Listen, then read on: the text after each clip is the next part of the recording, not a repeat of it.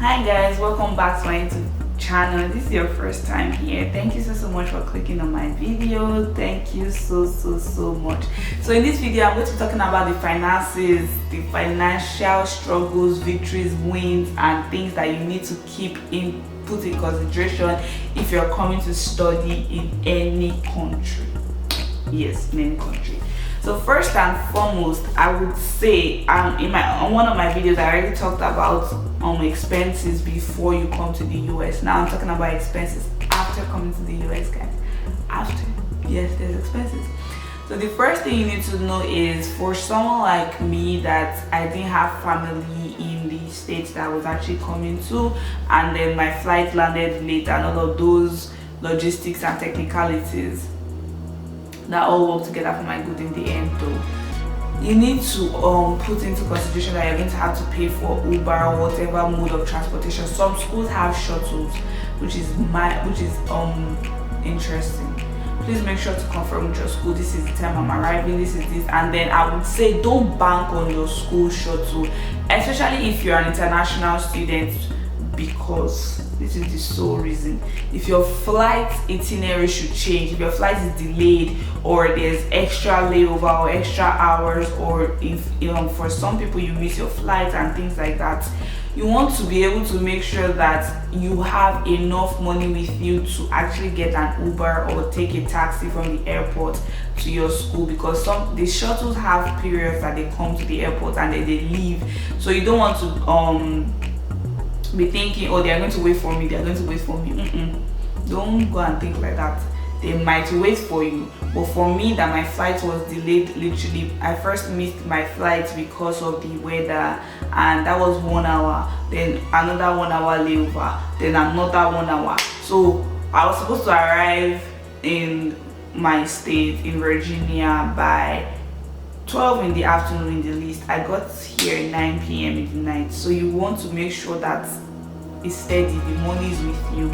I said in my other video that make sure to convert some of your country's currency to whatever other country you are moving to. Okay, so the next thing that might not happen to you, so don't compare or don't panic if there's another means for you to get to school.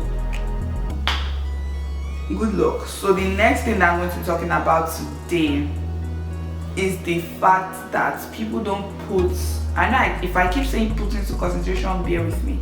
People don't put into consideration the fact that you're going to want to eat, guys. You're going to want to eat.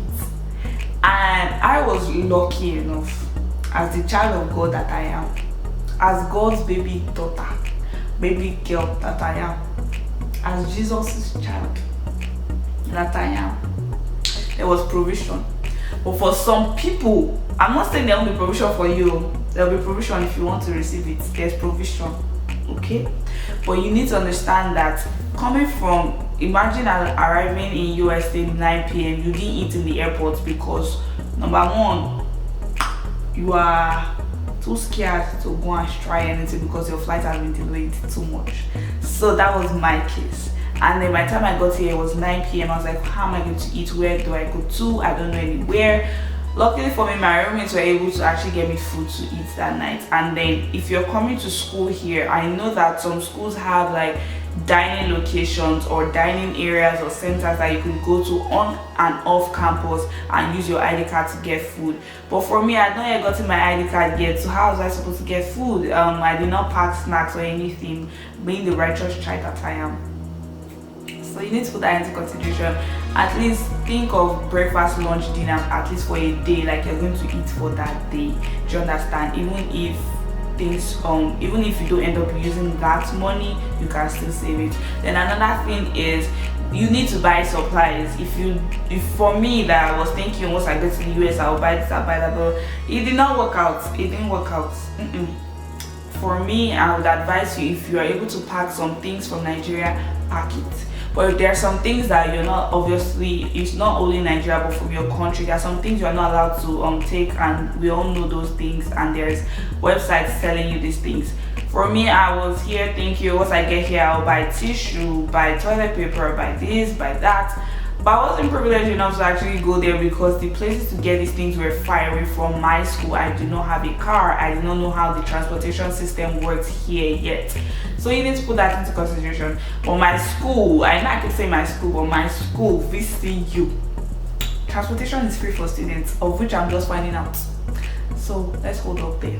Then the next thing is we have dining locations where I'm going to get food. There's a particular store that we call the POD market. You can actually get supplies from there. Then there's a ramp pantry for us, but not all schools will have these things. So that's another thing that I want you guys to look out for when you're applying to schools. Don't just apply to schools in any state or in any country when you don't know like the resources are available for you. I did not know that these resources were available for me until people told me, until my friends told me, and that was when I was even here. So you want to make sure that you know these resources, you know that these things are available for you. So even if you don't make provision for it, there's provision made for you by the school. And then another thing, I wouldn't say financial struggles, but there are sometimes you just want to eat out. But that's still, it's a want, not a need. And as an international student, I feel like you should consider your needs first before your wants, because not every time you'll be eating out and be eating out. But there are some days you want to go out with your friends and go to places and you'll be like, let me hold this cash. You don't know where my need is. Of course you need to do that, but there are sometimes you definitely want to do that as the child or the human being that you are. So you want to save little by little. You want to try and work, but I also say don't overwork yourself. But keep it to consideration. Once you get here, you are not going to find job immediately. Okay. And that's something that I feel like so many people think that, oh, once I get here, I start working this. There's so many processes before you even get a job. Some places are skeptical to even get international students because there's documentation involved. You need to go to your school's international office, let them know. There's process. It could take 6 weeks or 1 month to even do that whole process of getting your social security number. So even if you have gotten the job, before you start the main job, you will still do process of about 6 weeks. It depends on you. But me, I was praying, not to boast, I was praying my way through, and I know that God was coming through for me. So you want to keep that into consideration. Hold enough money for at least 3 months. You might not be privileged enough to hold, but the one that God has privileged for you to hold from your country, hold it with your chest well. Hold it so well. Keep it. Do you understand? Keep these things. You need to understand, as an international student, you cannot be self-employed in whatever country you are going to. You cannot. You can't do business. You can't do job shipping. You can't even sell things. You want to make sure that you hold cash. Because even I learned that when you go to the bank, you need to deposit. Hey God, it's a pay me. It pay me. Even though it's $25, it still pay me. Because I was like, so if I deposit $25 and I now want to withdraw money, the $25, it has to stay in the $25 level. Like, why? Do not know how much I can buy with $25. Things I can buy, the Ilema come with $25. So keep that in mind. You're going to open a bank account here. You're going to need to deposit money. You're going to need to pay for some charges here. I know that if you're living off campus, please hold your money. You pay for lights, you pay for electricity, you pay for water. As a Nigerian that I am, we don't need to pay for water. Okay, you pay for all of that. You need to be responsible with your finances.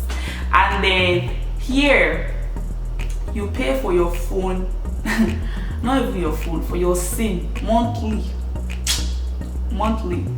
I'm talking as a Nigerian now. We always buy data when we want to buy the data. Nobody can come and force me to buy data or credit. Nobody. I've bought the SIM once. Check my name, the money for the SIM. End of story. But I came here. They first said my phone is not compatible with the SIM they use here. Put that into consideration. If you can afford it, carry good phone as you are coming to the US. I know that Samsung and iPhone work well in the US. I don't know, I've never seen Techno work. Me, in my sense, with the privilege that I have, I carry Techno to enter US. First thing first, it just stopped working in the airport. It stopped. So that's another thing.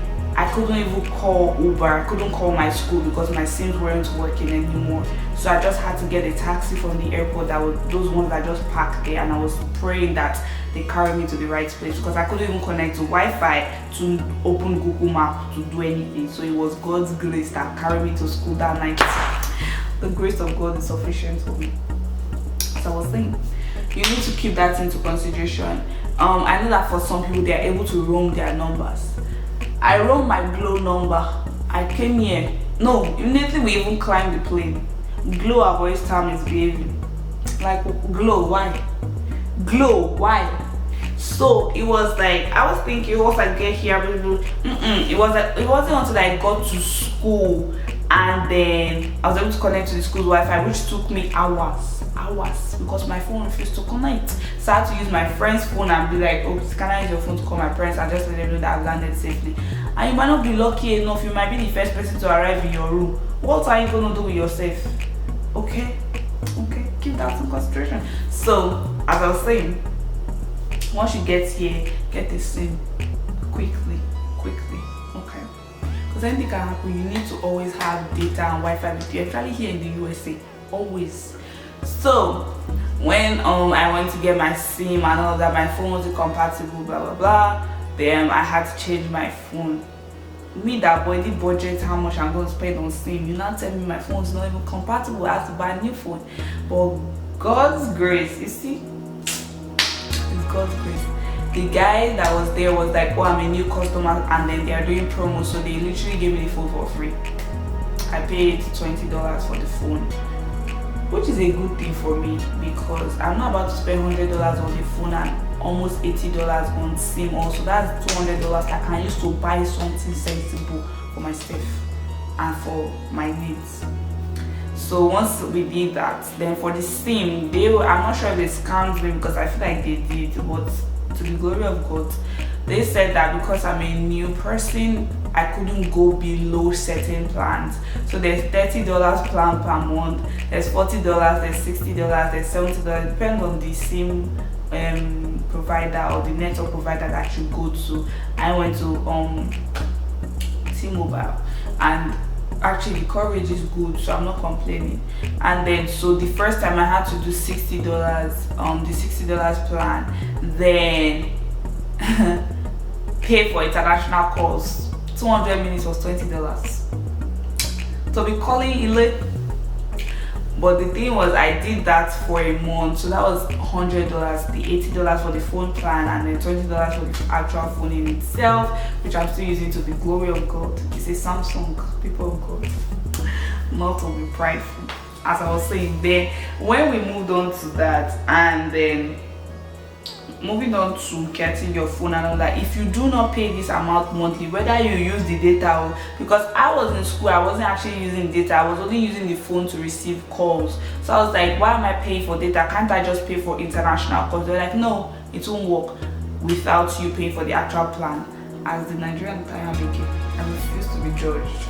So my SIM was cut off, so I wasn't able to receive calls, I wasn't able to make calls. I could only talk to people on WhatsApp with my school's Wi-Fi, which I believe it was content for me. But I also noticed that people might need to call you even here in USA. Like, your friends might need to call you, anything could be happening and they might want to call you, and because you didn't have money, so the SIM was cut it. They have called the SIM. So what I did was I went back to them. I was like, okay, I've already used $60 as the first customer, blah blah blah. I want to reduce the plan now to $30, and then I want to reduce my international call to 100 minutes because I found out that the 200 minutes I had for a month, I didn't actually exhaust it. So why don't we reduce it? And my parents were now more comfortable with me being here, that they called more frequently on WhatsApp rather than normal calling. Because when I first came, where are you? Have you slept? Have you woken up? Have you eaten? Have you bathed? Have you this? So it was like calling. So I knew that the 200 minutes, that's why I got it, because I felt like I was going to talk for 200 minutes, which I didn't use. But for one particular month, I exhausted the 200 minutes as the shy that I am. Because it can get lonely sometimes and you just want to talk to people that understand you and all the slangs and all the Nigerianness in you, okay? And so now my plan is $40, but I also know some network providers have like $25. They have student plans and all that. So once you get here, keep that in mind. You are going to pay for that as monthly. It's a recurring bill. You create standing order for itself. That is what I believe that you need to hold, or those are some of the expenses that I believe you need. If your school has provision for supplies, lucky you. But me, the grace of God was sufficient. Dining location, settled food, the place we could actually buy toiletries from, not with actual money but with dining dollars that are already being paid with our school fees. If your school has that, then I would just say hold money. It doesn't matter how much it is, God will provide for you. So even if you don't have these things that I'm saying, God will provide for you. God will provide for you. Okay, He will provide. And there's nothing bad in being real to yourself that this is the level that I am. There are some things I can't do, like me that I want to pay for my phone bill. Do you expect me to be following you up and down on camera, you can be eating out, dining out? Not at that period. There are sometimes I've actually gone out with my friends, and what we are ordering is minimal because we know the level we are. I'm thankful that I have friends that they are also, I wouldn't say from the same background, but then they are also so financially responsible that they do just spend extravagantly to the point where now I now have to start proving anything. I was comfortable with them knowing that it's $5 I have for this food, and it's $5 I'm going to spend on this food. And it's so interesting knowing that they are also like, if possible, $4. So it's like, oh, okay, let's not spend money together, because I used to be scared that, oh, if I said I'm going to spend $5, then that's a bad thing, blah blah blah blah. Be true to yourself. You will find the right people for you. Even me that I'm still praying for circle, I'm just recognizing now that I have a full circle, which I'm grateful to God for. So those are some of the expenses that I feel like you should keep in mind after you get here. And I wouldn't really say this is just from my few months of staying in the US, so I don't really have that broad experience of emergency, of which I'm never going to, because God is watching over me. So there are some things that you pray till it comes through, and then there are some things that you need your common sense and the Holy Spirit sense for. So I hope this video was very informative and that this video educated you. Then if there are any other expenses, especially if you are watching this video and you know of some of the expenses that we need to keep in mind or put into consideration, please comment down below. We're all learning together. And if you've experienced any of these things, comment down below also, and let me know the resources that your school have for international students or just students in general. See you guys in my next video. Make sure to subscribe, make sure you are clicking on that WhatsApp link and that you are joining, especially if you didn't watch the last videos, which you should go and do. See you in my next video. Bye.